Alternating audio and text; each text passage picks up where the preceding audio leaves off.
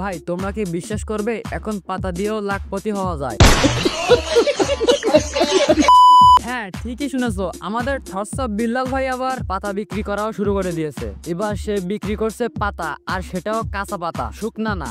আজকে আমি তোমাদের দেখাবো ওর ওই নতুন পাতা বিজনেস আসলে কি, আর মানুষ এত হইচই করছে কেন। তো ঘটনা হলো, বিল্লালের বাড়ির সামনে একটা লিচু গাছ আছে। সে কি করলো জানো, ওই গাছের একটা পাতা বিক্রি করে দিল 1000 টাকায়। বিল্লাল ভাইয়ের বাসায় এই পাতা আমার হাতে স্পর্শ আছে ভাই।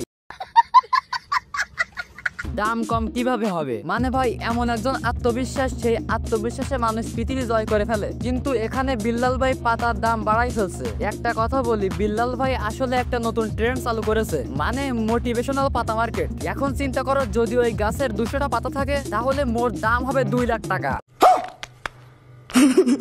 ভাই এইভাবে চলতে থাকলে আমাদের লিচু গাছগুলো গোল্ড মাইন হয়ে যাবে। আবার দেখছি বিল্লাল ভাই নিজের পরা প্যান্ট শার্ট এগুলো বিক্রি করছে। হ্যাঁ, আমার লাল শার্টটা, এই যে শার্টটা বিক্রি করে দিব। আবার একদিন দেখবা নিজের আন্ডারওয়্যারও বিক্রি করবে। আর আমি ভাবছি কেউ না কেউ সেটাও কিনে ফেলবে,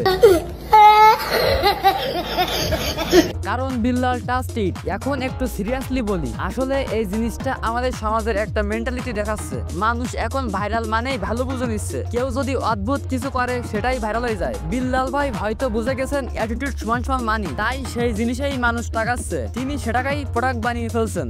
একদিক দিয়ে বলতে গেলে সে মার্কেটিং জিনিয়াসও ভাই। এইগুলোর কারণে থটসঅফ বিল্লালের একদিন পতনও হইতে পারে, যখন মানুষ আসলে বিষয়টা ভালোভাবে বুঝতে পারবে। তোমরা বলো, যদি কালকে বিল্লাল ঘোষণা দেয় ভাই আমার শ্বাস নেওয়া বাতাসও বিক্রি হবে, তাহলে সেটাও কেউ না কেউ কিনবে। আমি তো ভাবছি এখন থেকে আমার চ্যানেলের লাইক বিক্রি করা শুরু করি। একটা লাইক 10 টাকা নেবে কেউ? আমি মনে করি সে এখন একটা ক্যারেক্টারে পরিণত হয়েছে, মানুষটাকে টলও করছে আবার দেখাচ্ছেও, মানে অ্যাটিটিউড পাচ্ছে ঠিকই। আমার মতে বিল্লাল ভাই যাহা করছে সেটাও একটু ঠিক করছে না। আমি চাই গাছের পাতা নিজের পরা প্যান্ট শার্ট গুলো না বিক্রি করে ভালো একটা কিছু করুক। তোমরা কি মনে করো বিল্লাল ভাই আসলে নিজের টল বানাচ্ছে নাকি বুঝে শুনে ভাইরাল হচ্ছে? কমেন্টে জানাও। আর যদি ভিডিওটা ভালো লাগে একটা লাইক দিও, আর সাবস্ক্রাইব করো সাকিব এক্স রিয়াক্ট, এমন সব রিয়াকশন ভিডিও পেতে।